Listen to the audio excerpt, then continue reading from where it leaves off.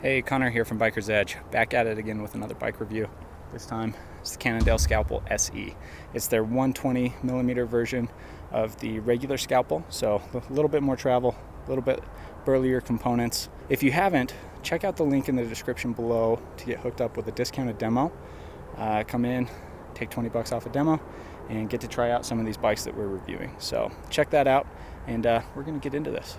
I was a diamond in the rough. They said what we had wasn't enough. They said there was no more room for us. But now we're here about to tear it up. I was a diamond in the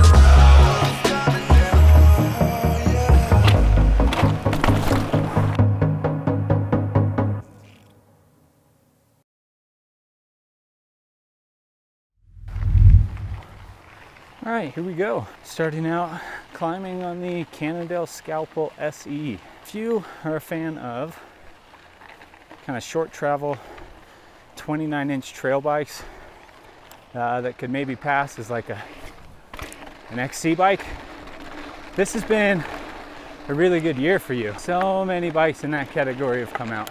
You know, most recently we have this, the Yeti SB115, Transition Spur, Orbea OE, and don't worry, we will eventually be comparing all these bikes. We've got 2 reviews out already, one on the Spur, one on the OE, so feel free to check those out.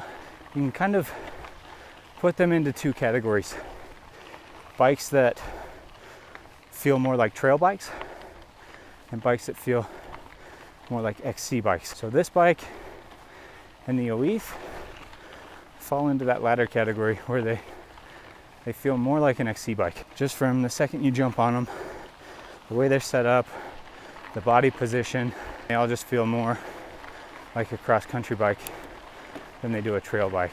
Where the Spur felt more like a trail bike, at least in the body position and kind of that cockpit setup. I am running a nice short stem on here. Again, broken neck problems. But like I was saying, this bike feels more XC than it does trail right off the bat. Climbing performance is great. It's got nice lightweight tires, lightweight suspension, lightweight frame. So yeah, you could say this bike's lightweight. It climbs like it too. It's pretty easy to keep a decent pace going up these steep fire roads. This bike uses a little more traditional XC geometry, 74 I think on the seat tube, and the head tube is 67 degrees, so a little bit steeper head tube angle. It does help get your weight over that front tire a little bit more. Should be really handy for technical climbs and steep climbs, just keeping that front end under control. So talking about sizing, I'm on an XL. I'm 6'2". I always ride XL, except for the odd bike here and there that's really big. This one is on the smaller side for XL. So normally I'm about the cutoff for an extra large. I think on this bike, maybe even down to like 6 feet, you get away with it. You know, take that with a grain of salt. Everybody fits a little bit differently, and everybody's got different preferences. You know, most of the bikes these days are getting crazy long. You know, you've got some extra larges that have broken the 1300 millimeter wheelbase, which is just silly long, but they ride great on downhills. But this bike for an extra large isn't even over 1200 millimeters. So kind of nice short tucked in wheelbase, and I'm not gonna lie, it's great on the uphill. These little kind of tight switchbacks are no issue at all. Picking your way through rocky, techie sections is not a problem. I actually really like it.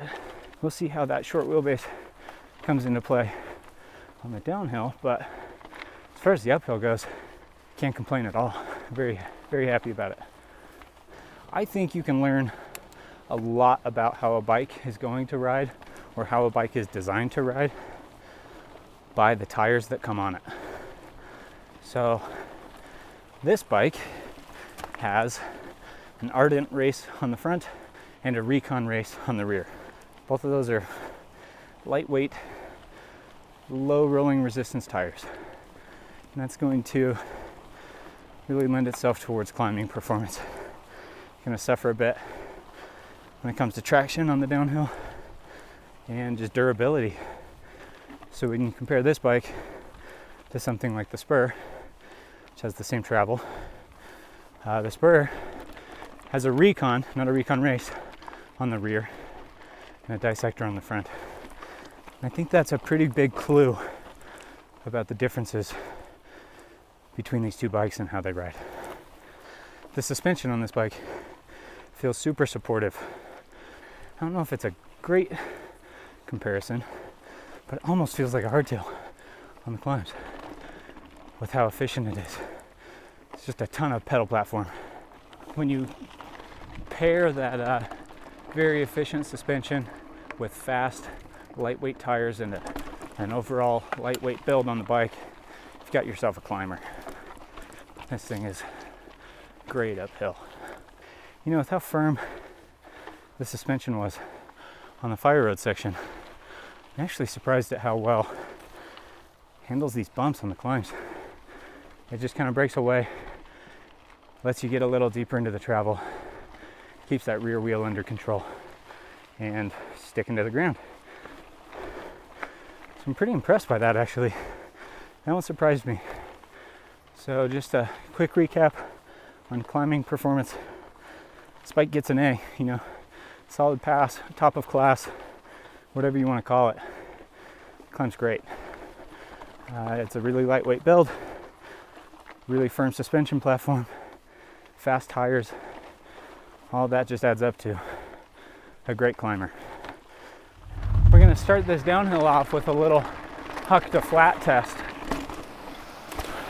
Oh, that's nothing. That was silly. This bike's got some hops. That's fun. Gets in the air pretty well. It's got a very firm feel for jumping. And man, it's just quick.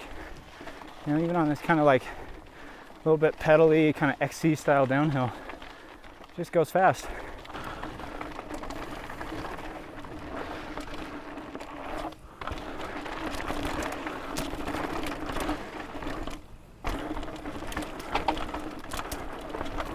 Yeah, it actually does pretty well in the chunky stuff too.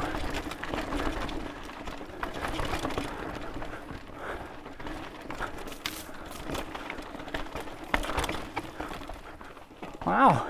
So this bike still kind of feels very XC on the downhill.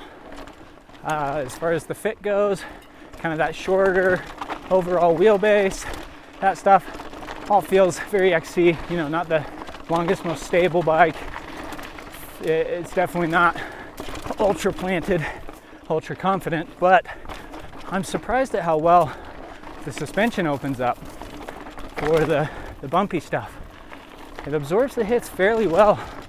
You know, there's nothing massive on here, but there is a lot of rocky, chunky stuff, a lot of rocks that kind of point the wrong direction, things that just grab your wheels and slow you down, and it actually opens up fairly well and manages all of that stuff, which, you know, is surprising for how the bike feels, especially on the climbs. The handling, I don't want to call it twitchy, but it's not super stable and planted. It's quick handling, call it that. That comes from the short wheelbase, steeper head tube. All that makes it handle quickly. It's pretty easy to dive in and out of corners, but when you're going fast, you don't have that long bike stability.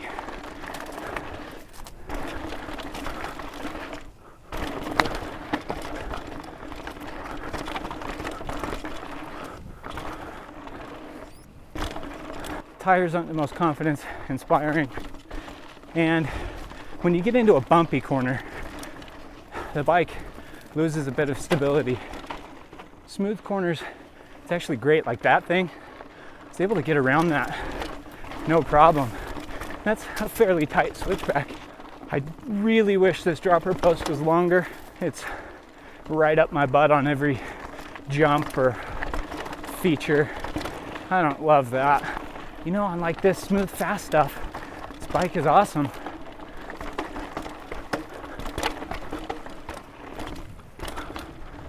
This bike, like the Spur, uses flex stays. And again, I'm just surprised at how good those can feel. This bike is handling the bumps pretty well. I'm not going full speed as fast as I'd go on a big bike, but that's kind of to be expected when you're riding an XC bike on a tough trail.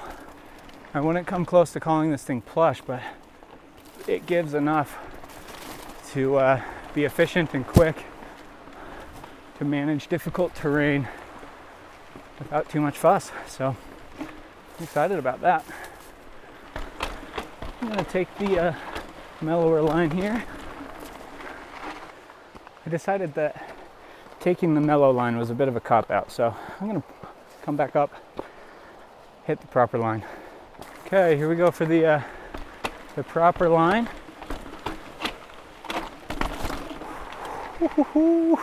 A rock rolled under my front tire and I almost lost it. That was scary. So just to give you a little bit of perspective on what this bike is able to do, camera kind of dumps things down a little bit, and this isn't by any means a very difficult feature, but this is what we've got here. You know, you got this pretty decent size, like mid-thigh to hip height, kind of droppy, rocky thing right here. So, you know, that's pretty intense. I think what I landed in was this, and that's why the tire washed out a bit. So not easy, not crazy difficult, but you know, shows you a little bit of what this bike can do. All right, so I'm just gonna wrap this up on the climb back up to the car. The Scalpel surprised me. I didn't think it was going to handle the downhill quite as well as it did. The suspension felt really good, especially for being so firm and supportive for the climbing. Who is this bike for? I think this is for kind of your casual XC racer. You're doing like the midweek races, or you're riding XC with your kids on the high school teams. It's a great bike for that. This bike's plenty fast on the climbs. It's plenty efficient, and it'll handle the kind of typical XC downhills very well. And this one does give you a little more leeway on difficult terrain. You're able to ride harder stuff on this than you would a pure XC bike, at least with a little more confidence and comfort. Would not be my bike of choice for riding really hard stuff, you know, getting into that double black diamond terrain. I just think you've got bikes that are better suited for that. But if you want to crank out miles, push it on the ups, and just be generally fast everywhere, it's a pretty good bike for that. If you haven't done it yet, check out the description below for the hookup on a demo bike. We'd love to see you at the shop, and we'd love to help you get on some cool new bikes. Tear it up.